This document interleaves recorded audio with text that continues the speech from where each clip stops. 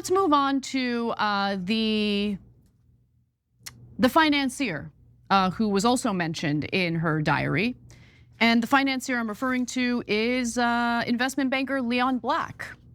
All right, buckle up, buttercups, because today we're diving headfirst into the cesspool that is the Epstein files. And let me tell you, if you thought you knew the whole story, you're about to have your jaw on the floor. We're talking about cover-ups, we're talking about powerful players, and we're talking about the media doing its absolute best impression of startling deer in headlights. Get ready to rage, because this one's a doozy. Let's roll the tape. So this next graphic will show you what I mean when I say that she writes in code. It's not really code. So let's take a look at the next graphic, graphic 7. It's another poem that she titled Stopped Dead. And right next to the title of the poem, you'll see the name Leon Black. That's the way that she would write in code, right? Instead of writing from the left side to the right, she would like write words up and down like that. Okay. So she mentions Leon Black there, but that wasn't the only time she mentions Leon Black. Let's go to the next one. So she met Black in New York City in 2000, and he was introduced to her as Epstein's special friend. So this is directly from her diary entry about this. And decoded, it says the following. Even though Ghislaine said it was best to take me home because Mr. Black is so important for some reason, my health, this is going to be hell to pay, or there is going to be hell to pay. I ruined their trio, and I am dramatic. When that fat F bit me, he threw me on the floor and got blood all over Jeffrey's carpet, and I am the issue. Who the F bites someone? Sick. No one is that important, and Leon can go F himself. I hate New York. So there had been some reporting about this a few years ago, actually. So in 2023, I came across this Newsweek piece about allegations made against Leon Black.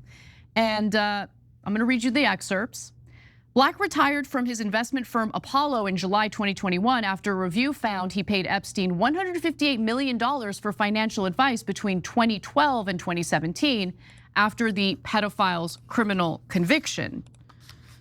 Interesting. So as I read that piece, it did make mention of one of Epstein's victims accusing Leon Black of biting her in her private area to the point where she bled. Yeah, so there's even more harrowing stuff in there about the nature of that particular rape, about how she was expecting that he was going to be like Epstein. And Epstein gets massages and then he proceeds to sex, etc., and is apparently not usually violent. Whereas Leon Black slammed her on the massage table, according to her, so hard that it knocked the wind out of her, and then started ripping her clothes off, bit her, and she started screaming, and he would constantly cover her mouth. And so now, guys, in terms of how do you judge this one? You know, first of all, everyone makes their own judgment call about things that haven't been proven in court. But $158 million, well, he says it was for financial advice. Wait a minute, Leon Black is one of the top financiers in the world. If you need financial advice and you need to pay $158 million for it, no one would ever hire you again. That wasn't for financial advice. There's no way in the world that one financial guru asks anyone else, or let alone Epstein, for financial advice and pays them $158 million for it?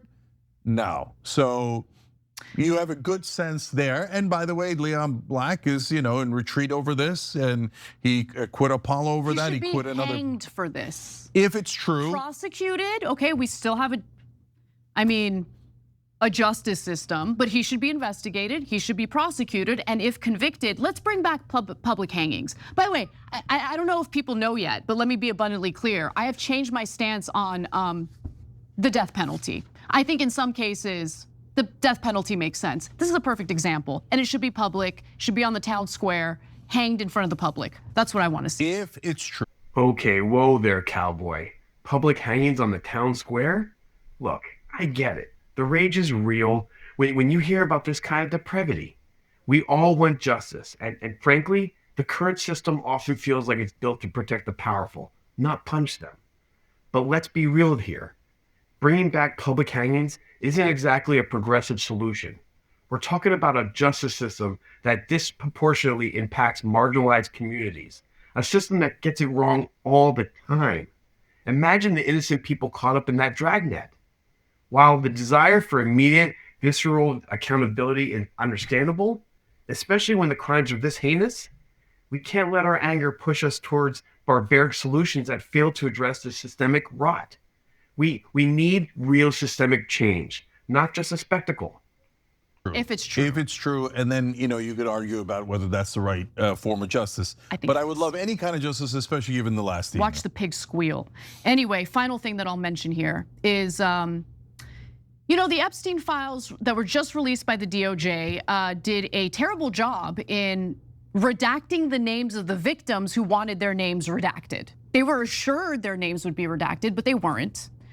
And so what I found really fascinating was that while the victims weren't protected, the predators seem to have been protected, including this person who sent an email to Jeffrey Epstein. We don't know who it is. We don't even have their name. They just simply wrote, "I am in China. I will be in the US second week of May." To which Jeffrey Epstein responded, "Where are you? Are you okay? I loved the torture video." I think the public deserves to know who sent Jeffrey Epstein a torture video, and more importantly, what happened to that person? Where is that person today? Was that person ever investigated? Okay, and where's the video? Because we know there were videos. We know that there was cameras in every room, including the massage rooms. And now our government tells us, oh no, well, golly gee, we can't find any of the videos. And then we have legacy media doing nonsensical stories about, oh, we don't know if there were video. Yeah, I mean, sure, every room had a camera, but we don't know that they taped anything. Oh, come on, please. So now people are starting to have a little bit of despair here and significant anger, because they're saying, well, okay, our government obviously doesn't work for us because they knew all of this for decades. And they covered it all up. And it didn't matter who you voted for, they all covered it up. So I don't want to hear any crap about Democrat or Republican on this. All of them are guilty. That's right. Everyone that was ever in the executive branch that had any information about this, you all covered it up. And it's super obvious why you covered it up, because it involves intelligence agencies. But now you turn to the national media and they're like, intelligence agencies? No, the only country being mentioned is Russia. Preaches, brother, preach. This is the part where the curtain gets pulled back, folks.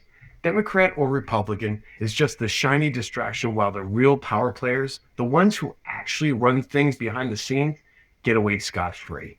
This isn't about red versus blue. It's about the ultra-rich and the powerful protecting their own twisted little club. And the media? Oh, the media. Suddenly they're all about intelligence agencies when it's convenient for a particular narrative, usually involving a convenient boogeyman like Russia. But when it comes to actual intelligent connections that might implicate powerful allies or domestic figures, all you hear is crickets. It's like they're playing the game of Waldo, but Waldo is a critical knows the entire corrupt system, and they've just conveniently lost the page. We deserve better than these smoke and mirror type of tactics. Are you kidding me? If you read the files, it is nonstop. Israel, Israel, Israel. Even in this story, randomly, an Israeli doctor shows up. Not a Russian one, not a Bulgarian one, not a Thai one. It's constantly Israel. But I don't know, the reason I bring that up here is I don't know that's why the media is like, shush, shush, that is shush. Why. That is why. Right? That is why. But look at these atrocities. That is why. So the government says, under no condition will we serve the American people. We will serve the monsters who did this. And then our media comes in and goes, Bill Gates, Donald Trump, Elon Musk, whatever, shiny objects, squirrels. Okay, go get all the sons of bitches. I don't mind that at all. But you're not talking about who organized this. It is obviously a giant organization. They send women all across the globe to some of the most powerful people on earth. And the mainstream media wants us to believe that there was no organization. It was just Epstein and Ghislaine Maxwell just walking around. Exactly. This is where the narrative completely unravels, isn't it? The sheer scale of the Epstein operation, the global network of powerful individuals involved, the decades it went on. It screams organized crime, not just a couple of perverts with a private island. And yet, the mainstream media, bless their little hearts, want us to believe it was just Epstein and Maxwell, two lone wolves who somehow managed to procure underage victims for some of the world's most influential people without any organizational support or intelligence connections. That's just naive. It's insulting. When you start seeing a pattern of deliberate omissions, of certain connections being consistently shushed, you have to ask, who benefits from that silence? And what are they really trying to hide? This isn't just a story about pedophilia. It's a story about power, blackmail, and the deep state protecting its own. And they never mention Ghislaine Maxwell's connections to Israeli intelligence. They never mention Epstein's deep connections. Israeli spies lived in his home. And they're shush. No, we're not gonna shush. This is stuff made of like horror. These are horror stories. And so how horrible are the people in charge that they know this happens and they make sure we never find out about it? And what did they use the blackmail for? This isn't just a scandal. It's a mirror reflecting the heart and soul of our institutions. The fact that this could happen and be covered up for so long shows us exactly who our government and media truly serve. And guess what, folks? It's not us. So tell me, what do you think we should do? Should we keep on talking? Should we keep digging?